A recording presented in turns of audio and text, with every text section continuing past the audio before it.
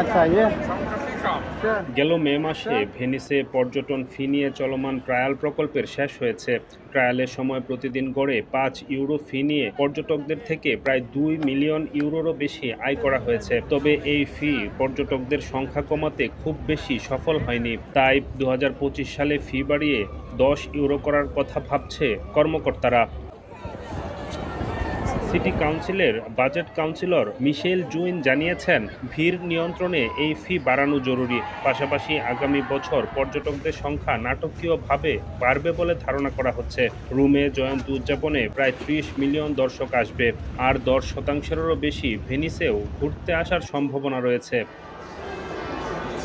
এদিকে স্থানীয় বাসিন্দা ও প্রবাসী বাংলাদেশি ব্যবসায়ীরা এই ফি নিয়ে মিশ্র প্রতিক্রিয়া জানিয়েছে। তারা বলছে, ফি বাড়ানোর মাধ্যমে পর্যটকদের সংখ্যা কমানোর চেষ্টা সফল হয়নি, বরং এতে শহরের জীবনে অশান্তি আরও বেড়েছে।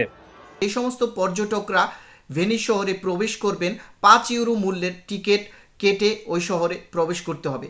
এতে করে ভেনিসের স্থানীয় যে সমস্ত ব্যবসায়ীরা রয়েছেন তারা ক্ষতিগ্রস্ত হয়েছেন। এখন সেই টিকিটের মূল্য আগামী বছর দ্বিগুণ করে দেওয়ার সিদ্ধান্ত নিচ্ছেন বর্তমান ডানপন্থী সরকার। ইতালির একজন মূলধারার রাজনীতিবিদ হিসেবে আমি মনে করি এই সিদ্ধান্তটি ভেনিসের স্থানীয় ব্যবসায়ীদের জন্য মারাত্মক ক্ষতিগ্রস্ত সিদ্ধান্ত হতে পারে। আসলে এরকম পরিকল্পনা তারা করছে যেন পর্যটকদের সংখ্যাটা কমে যায়, এই চাপটা যেন তারা সামাল দিতে পারে। আসলে এই চাপ সামাল দেওয়ার জন্য এই আইনটা যদি করা হয় বা এই নিয়মটা করা হয়, তাদের কোনো লাভ হবে না, যেটা আমি মনে করি। কারণ যারা পর্যটক আছে, ম্যাক্সিমাম পর্যটক আসবে ইউরোপের দেশ থেকে, তাদের কাছে 5 ইউরো 10 ইউরো এটা কোনো ব্যাপার না।